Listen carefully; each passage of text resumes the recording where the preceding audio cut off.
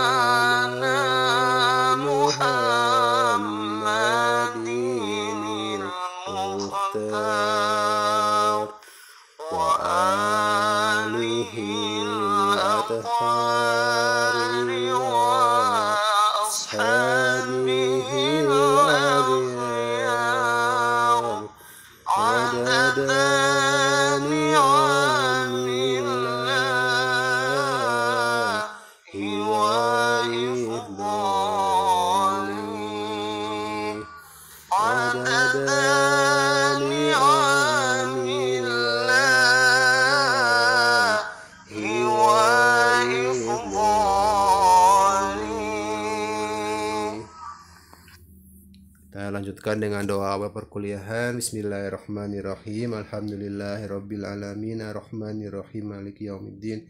Iyyaka na'budu wa iyyaka nasta'in ihdinas siratal mustaqim. Siratal ladzina an'amta 'alaihim ghairil maghdubi 'alaihim waladdallin. Amin. Bismillahirrahmanirrahim. Allahumma sholli ala sayyidina Muhammad wa ala ali sayyidina Muhammad walhamdulillahi rabbil alamin. Allahumma akhrijna min zulumatil wahmi wa akrimna binuril fahmi waftah lana abwabal ilmi wa zayyinna bil akhlaqil hasani. Rabbi zidni ilman nafi'a wa rizqan wasi'a halalan thayyiban mubarakah waj'alna min ibadikas sholihin birahmatika ya arhamar rahimin. Wa sallallahu ala sayyidina Muhammad wa ala alihi wa sahbihi ajmain walhamdulillahi rabbil alamin. Sekarang kita masuk di materi perkuliahan hari ini, yaitu distribusi dalam ekonomi mikro Islam.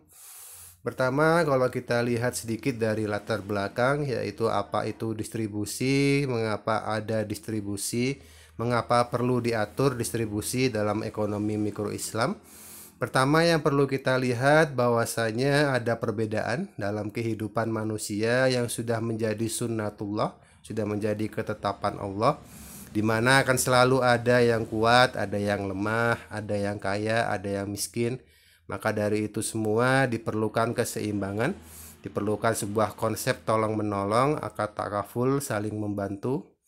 Maka dikatakan perbedaan tadi pada dasarnya menjadi penting, karena dengan adanya perbedaan maka bisa muncul kerjasama antar satu umat dengan umat yang lain, dalam satu manusia dengan manusia yang lain, dalam rangka memenuhi kebutuhan hidupnya. Karena kita lihat secara sederhananya, kita tidak akan bisa memenuhi semua kebutuhan kita sendiri. Ambil contoh dalam kebutuhan makan, kita nggak mungkin kita nanam padi sendiri, kita buat beras sendiri, kemudian kita masak nasi sendiri. Maka di situ kita selalu butuh petani, Dimana dengan ada petani akan ada beras yang bisa kita konsumsi, kita makan gitu ya, secara sederhananya. Maka kemudian distribusi dalam ekonomi Islam, dalam mikro Islam tidak hanya sekedar mengedepankan aspek ekonomi. Jadi bukan hanya dari aspek ekonomis, aspek untung rugi dan sebagainya, di mana ukurannya adalah jumlah harta kepemilikan, tetapi yang digunakan dalam Islam, dalam mikro Islam adalah bagaimana distribusi dari potensi kemanusiaannya yang berupa penghargaan hak hidup dalam kehidupan. Jadi intinya dalam ekonomi Islam, dalam mikro Islam, distribusi adalah konsep keseimbangan. Jadi tadi yang kuat membantu yang lemah, yang kaya membantu yang miskin dan sebagainya dan seterusnya.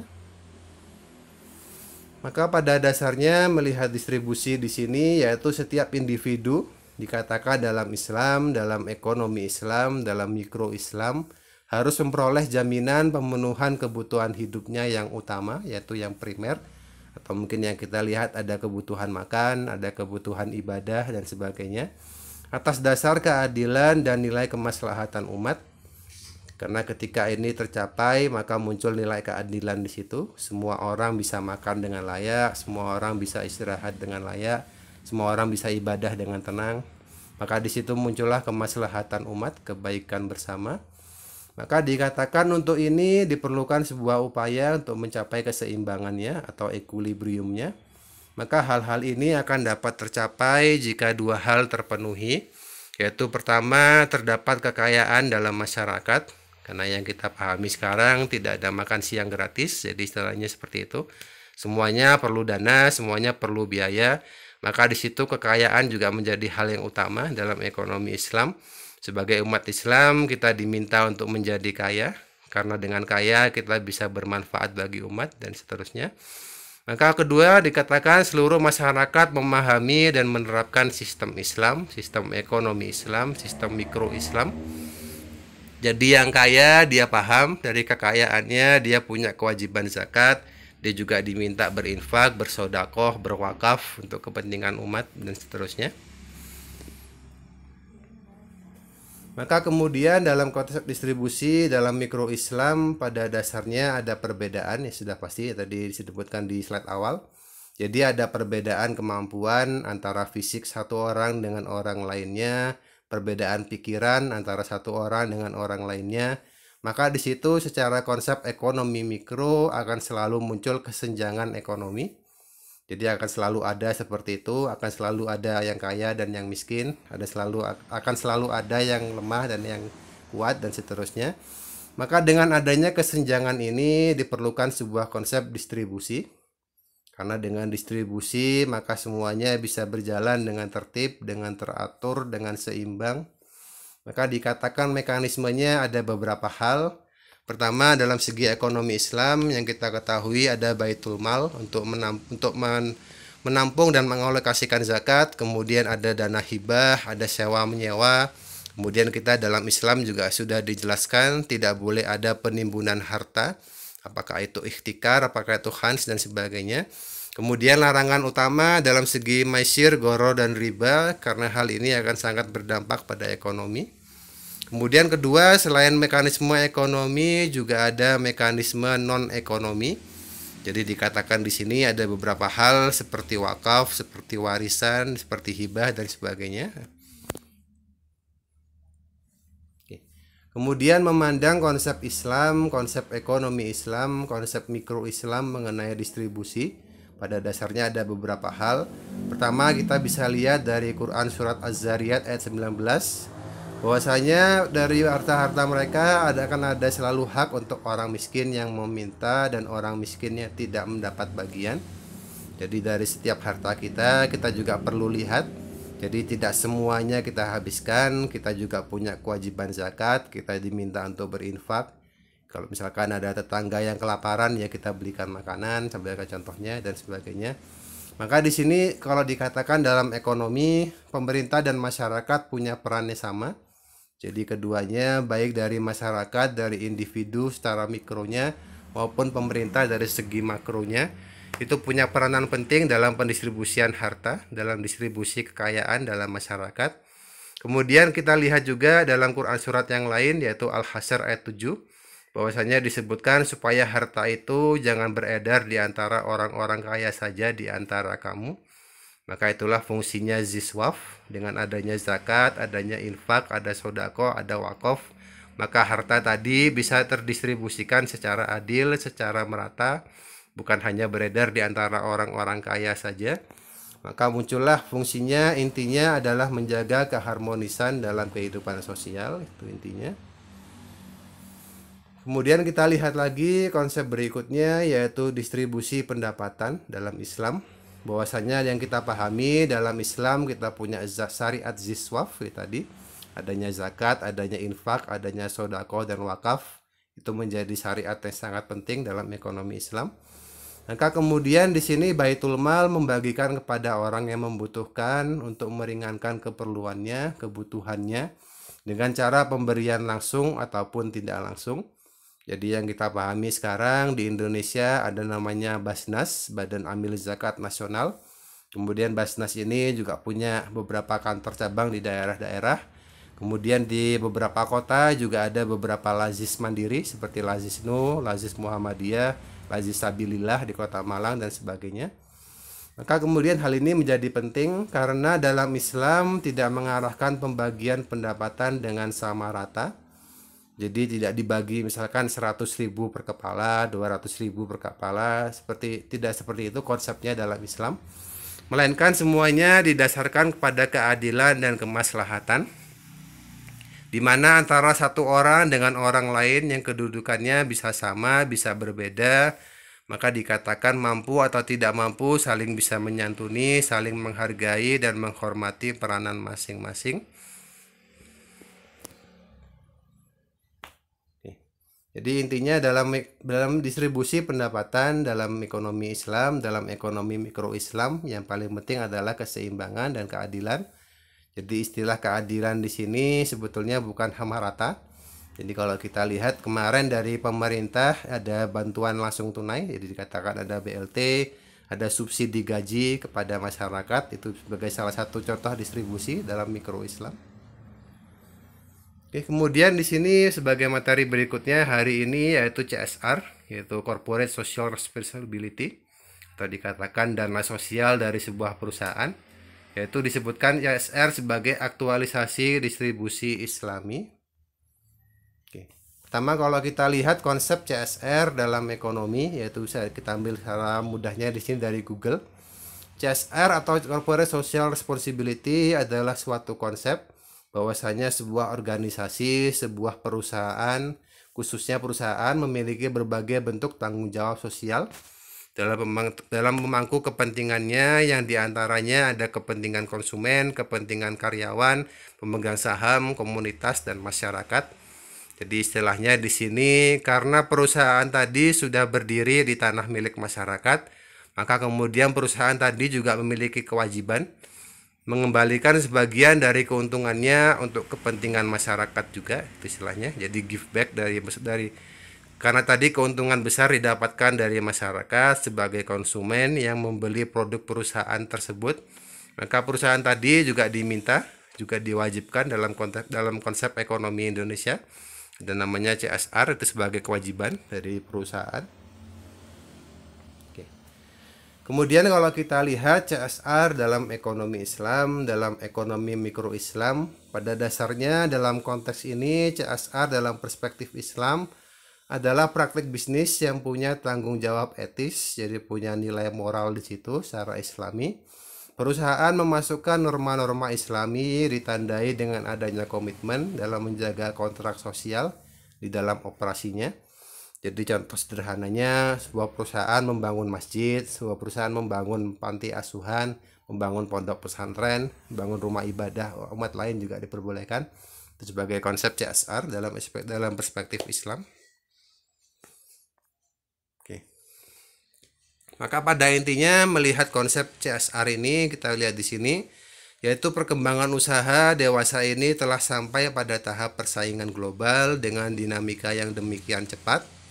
Jadi karena dikatakan di sini hampir setiap hari, setiap minggu, setiap bulan muncul perusahaan baru dengan produk yang kurang lebih sama, jadi ada persaingan di situ. Maka kemudian dalam konteks makro ada namanya good corporate governance. Jadi setiap perusahaan diminta memberikan kembali kepada governance, pada pemerintah, yaitu suatu keharusan dalam rangka membangun perusahaan yang tangguh dan berkelanjutan.